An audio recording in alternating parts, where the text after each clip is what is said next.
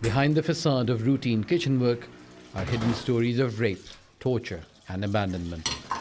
For years, these women were abused by ISIL fighters, and now their lives are uncertain. They were beating us and raping us. My children live with that memory. I now suffer from injuries from the spine to the neck. The shock of what she saw was so horrific that this child lost her ability to speak. We cannot reveal their identity as they now face risks from their own families. Some were freed by paying ransom to ISIL. Others discovered after the armed group was defeated in Iraq. Out of the thousands of abducted women, girls and boys, nearly half are still missing according to official statistics. Others have been abused at camps and abandoned by their families and tribes. They have this belief that if you have been raped, you're an ISIL woman. My husband spat on me and started beating me with my brother.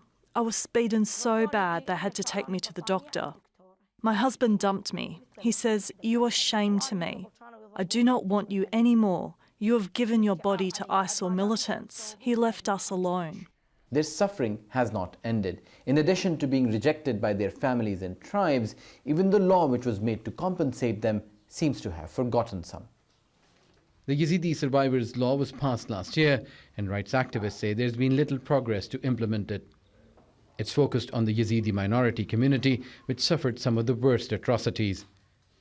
But the law fails to include other ISIL victims, including Shia and Sunni Arab women.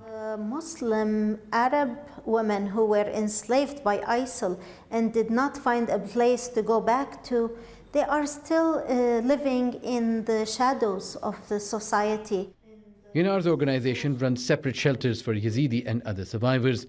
All of them, she says, face societal challenges. Not less than 10,000 women were the victims of the ISIL attack, and this femicide is not really acknowledged by the international community or dealt with in a way that keeps the dignity or the respect or compensates those who were the victims. Al Jazeera spoke to men whose wives and mothers were stoned to death. But they say because they're Muslims, there is no one to listen to their plight. They do not want to appear on camera because of the stigma and fear their community will shun them too. Years after they escaped, Hazin breaks down whenever her daughter begins to speak. My mother told them, "Do whatever you want to do to me, but leave my daughter alone. Do not marry her to one of you." Then they raped my mother before my eyes, and later they raped me in front of my mother. There's no future. Nothing is left. Still, they have not given up hope for justice. They call themselves invisible victims, living in plain sight, but no one to call their own. And as they wait, their families, tribes, and most of the international community continues to ignore them. Osama bin Javaid, Al Jazeera, Kirkuk.